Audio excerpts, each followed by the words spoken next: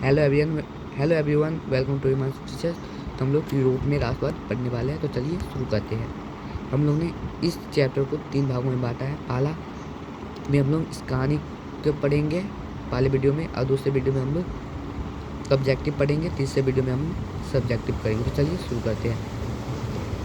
राष्ट्रवाद आधुनिक विश्व की राजनीतिक जागृति का प्रतिफल है। यह एक ऐसी भावना है जो किसी विशेष भौगोलिक, सांस्कृतिक या सामाजिक परिवेश में रहने वाले लोगों में एकता की वाहक बनती है। राष्ट्रवाद की भावना का बीजारोपण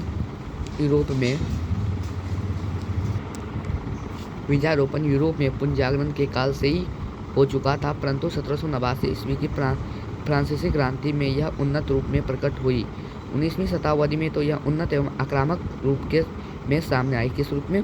उन्नत एवं आक्रामक रूप में सामने आई। इसके कारण भी यथेष्ट थे और परिणाम भी युगांतकारी रहे। यूरोप में राष्ट्रीयता की भावना के विकास में फ्रांस की राज्य क्रांति तत्पश्चात नेपोलियन के आक्रमणों ने महत्वपूर्ण योगदान दिया। फ्रांसीसी क्रांति ने राजनीति को अभिजात्य वर्गीय परिवेश से बाहर कर उसे अखबारों, सड़कों और सर्वसाधारण की वस्तु बना दिया। यूरोप के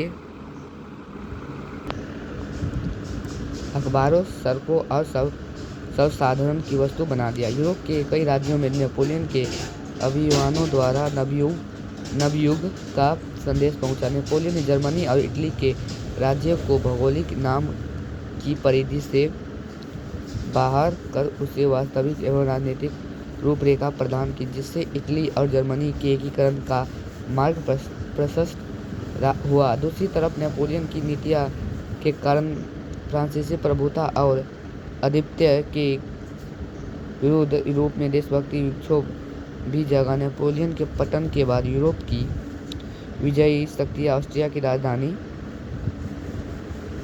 वियना में 1815 एकत्र हुई। ये आपका काफ़ी BBI क्वेश्चन है, ऑब्जेक्टिव है, इसे जरूर आप लोग याद कर लीजिएगा।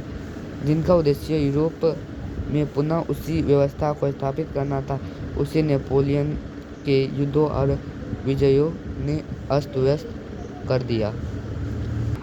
तो ये आपका दूसरा पेज है, जिस पेज में था। परंतु इसमें भाग लेने वाले राजनयिक इस बात को देख सकने में असमर्थ रहे कि जनतंत्र और राष्ट्रवाद की नई शक्तियाँ राजनीति को निर्धारित करने वाली नए तत्व के रूप में उभर रही थी। सन 1815 ईस्वी को वियना सम्मेलन की मेजबानी ऑस्ट्रिया के चांसलर मेटरनिख ने कर लिया। घोर प्रतिक्रियावादी था। इस सम्मेलन में ब्रिटेन, रूस, प्रसा और ऑस्ट्रिया जैसी यूरोपीय शक्ति मिलकर ऐसी व्यवस्था का जिसका मुख्य उद्देश्य यूरोप में उस शांति संतुलन को स्थापित करना था। ये आपका काफ़ी BBI है, यहाँ से लेके आपका नेक्स्ट पेज यहाँ तक। तो अब अगला है, जिसे नेपोलियन के युद्धों ने समाप्त कर दिया था। गणतंत्र एवं प्रजातंत्र जो फ्रांस की क्रांति की देन थी, उसका विरोध करना और पुरातन व्यवस्था की पुनर्स्थापना करना ब्रिटेनिक व्यवस्था का उद्देश्य था। अतः वियना सम्मेलन के माध्यम से यूरोप में नेपोलियन युग का अंत और मेटरनिख युग की शुरुआत हुई। किस युग का अंत? नेपोलियन युग का अंत और मेटरनिख युग की शुरुआत हुई। इटली पर अपना प्रभाव स्थापित रखने के लिए मेटरनिख ने उसे कई राज्यों में विभाजित कर दिया।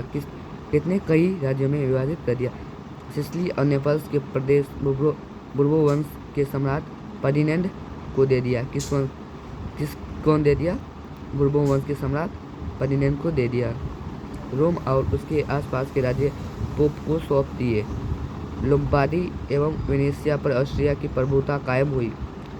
परमा, मोडेना और टस्कनी के प्रांत एवस्कर राजवंश को दे दिए गए तथा जेनेवा और सार्डिनिया पिडमाउंट के राज्य सम्मिलित कर दिए।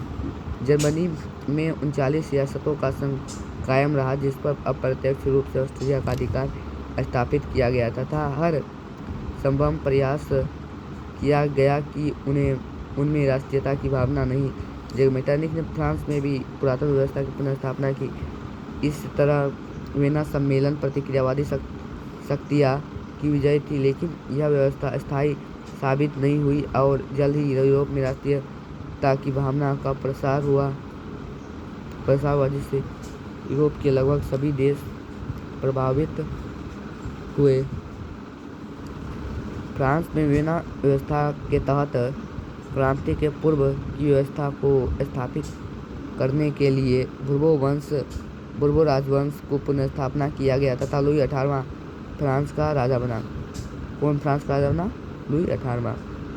उसने फ्रांस की बदली हुई परिस्थितियाँ को समझा और फ्रांसीसी जनता पर पुरातनपंथी व्यवस्था को थोपने का प्रयास नहीं किया। उसने प्रतिक्रियावादी तथा सुधारवादी शक्तियाँ के मध्य सामंजस्य स्थापित करने जारी किए गए का प्रयास किया तथा इसी उद्देश्य से 2 जून 1814 ईस्वी को सम्राट की ओर से संवैधानिक घोषणा पत्र जारी किए गए जो 1848 तक फ्रांस में चलते।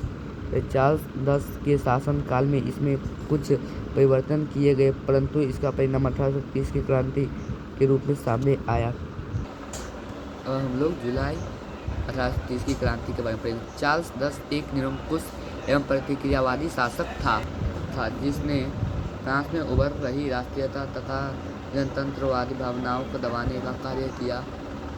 उसने अपने शासनकाल में संवैधानिक लोकतंत्र की राह में कई गतिरोध उत्पन्न किए। उसके द्वारा प्रतिक्रियावादी पोलिग्नेक को प्रधानमंत्री बनाया गया। पोलिग्नेक ने पूर्व में लुई 18वां द्वारा स्थापित समान नागरिक साहित्य के स्थान पर शक्तिशाली अभिजातीय वर्ग की स्थापना तथा उसे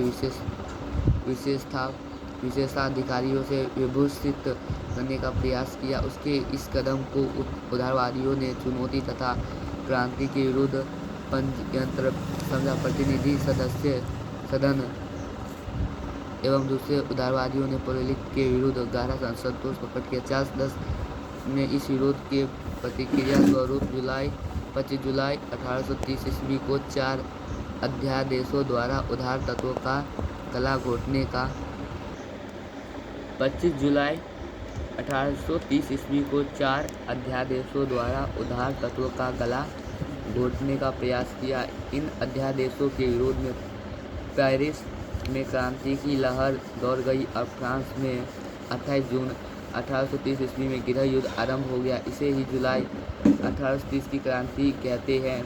परिणाम चार्ल्स 10 फ्रांस की राजगद्दी त्याग कर इंग्लैंड पलायन कर गया और इस प्रकार फ्रांस में बूर्बो वंश के शासनकाल का अंत हो गया। फ्रांस में जुलाई 1830 ईस्वी की क्रांति के परिणाम स्वरूप बूर्बो वंश के स्थान पर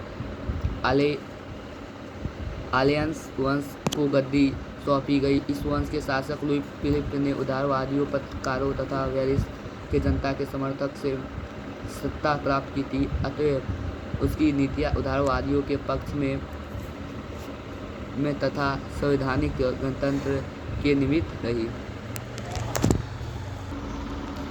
1830। अगर आपको ये वीडियो अच्छा लगा तो चैनल सब्सक्राइब और वीडियो को लाइक करके जाइएगा। अगले वीडियो में हम लोग 1830 की क्रांति का प्रभाव पढ़ेंगे।